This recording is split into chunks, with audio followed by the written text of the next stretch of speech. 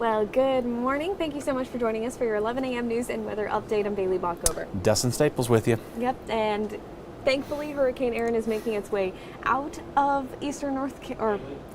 out of our coast.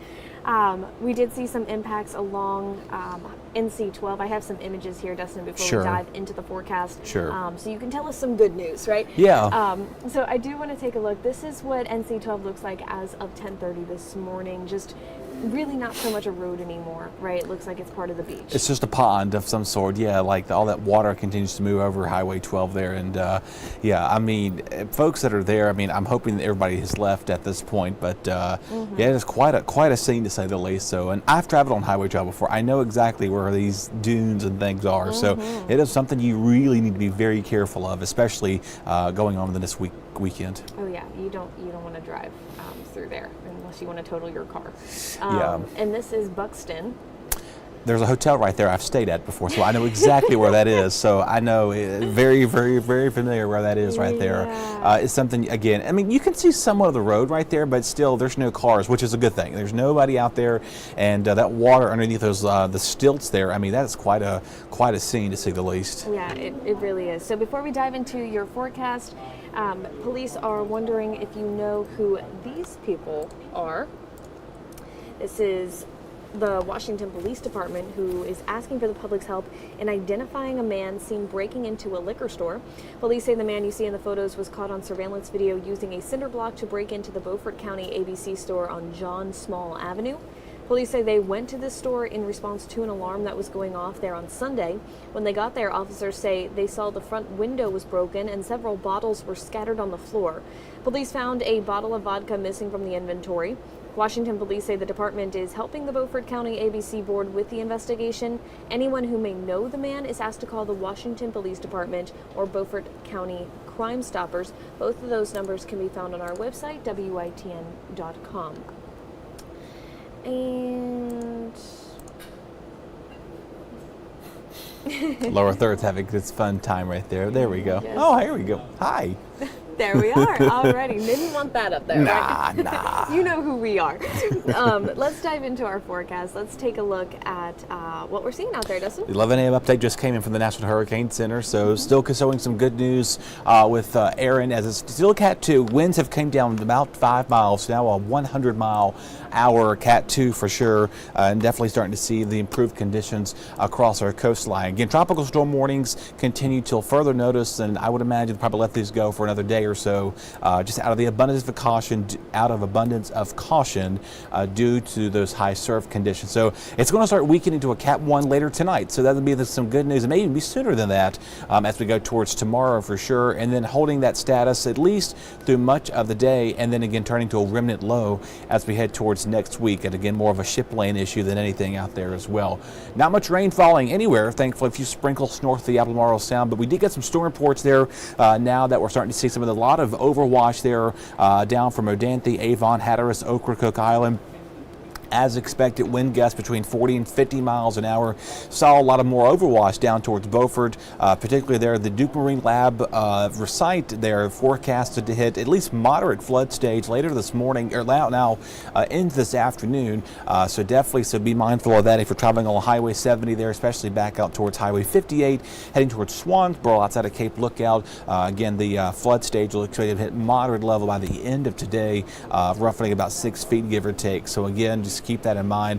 Erin's off our coast, moving away from us, thankfully, but again, winds continue to be a bit of an issue too, with those storm alerts continuing till this afternoon, maybe extending maybe to Friday, or maybe let go early. But right now, wind gusts 30 to 40 miles an hour, say anywhere between south and along Highway 12 there, pretty much all the way down towards Highway 70, seeing those gusts 20 to 30 miles an hour at this time. Current sustained winds between 15 and 25 miles an hour, so that's what we're holding with those here inland locations. But we're starting to see some breaks of sunshine pop up here in Washington, some low-level clouds, at least to say the least, out there as well. But most of our cloud cover is going to start to hold tough later this afternoon again, as we'll see a few more breaks of sunshine kind of before we end the day.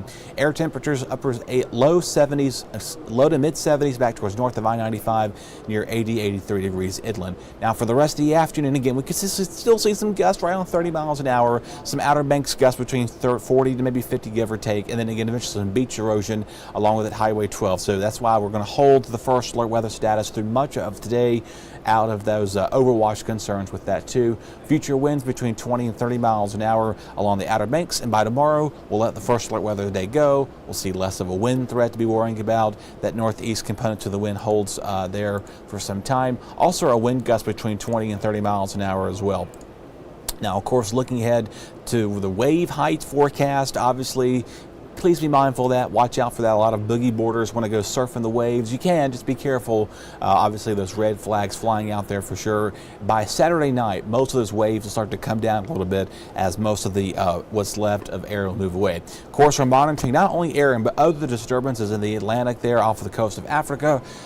Fernan, Gabriella, and Humberto are the next few names up on the list. 40% chance of that little system there forming a little dud outside of the North Atlantic. It's got a 30% chance that will most likely fall apart. And then again, this area of red at a 70% chance. Most likely we could get another tropical storm by the weekend if this continues. It looks right now Baileigh does not pose a threat to the U.S. So some good news right there. I think a lot of people are hurricane frenzy at this moment. So it looks like it's going to curve out to sea as Aaron did. All right, let's bring things locally back to home. We could see a few showers later on this afternoon, but no issues for anything. Spotty showers will continue to about sunrise tomorrow morning. Winds are going to continue to come out of the north. So it's going to feel comfortable a little bit. And then again, we're going to start to see humidity go back up as we head towards the weekend as well. Rainfall amount, don't expect to see a lot with that, but a reminder, red flags, high rip currents all around the beaches. It's pretty obvious. You need to take yourself serious there. If you're heading along the coastline, whatever you're doing, beaches will be closed here for some time. Again, surf is the continuation through Saturday, and then again, that cool weather comes back for us by the end of next week. Yeah, looking good. Alrighty, thank you, Dustin. And breaking into our newsroom, we have more updates on the fired Kinston officer who stole money from murder suspect after a fatal crash. The North Carolina State Bureau of Investigation says it was asked in June by the Lenoir County District Attorney's Office to look into the suspected theft of money from a citizen by a Kinston police officer after a crash in May of last year.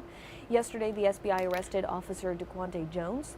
Warrants say Jones had taken $940 from Isaiah Johnson, who police say was speeding in a stolen car on Queen Street when he crashed into another car, killing 29-year-old Samad Williams. Johnson does have pending charges for second-degree murder and possession of a stolen vehicle from that crash. On Wednesday, Jones was charged with theft from the person and altering, destroying, or stealing criminal evidence for actions. Chief Goyette says Jones was fired following an internal investigation. The city of Kinston shared the termination letter that was sent to Jones yesterday with WITN. The letter says the department investigation with the SBI found that Jones had violated the policies related to the grossly insufficient job performance and unacceptable personal conduct. Kinston Police Chief Keith Goyette said the alleged actions are not representative values, integrity, and professionalism that our department strives to uphold. We hold our officers to the highest standards. When those standards are violated, we take swift and appropriate action. And Jones was released from Lenoir County Magistrate's office under a $5,000 bond. His first court appearance is this morning, and the SBI will be continuing this investigation. Well, that's all the time that we have for this hour, but you can join us back at noon for more news and weather updates. For now, we hope you enjoy the rest of your day and stay safe.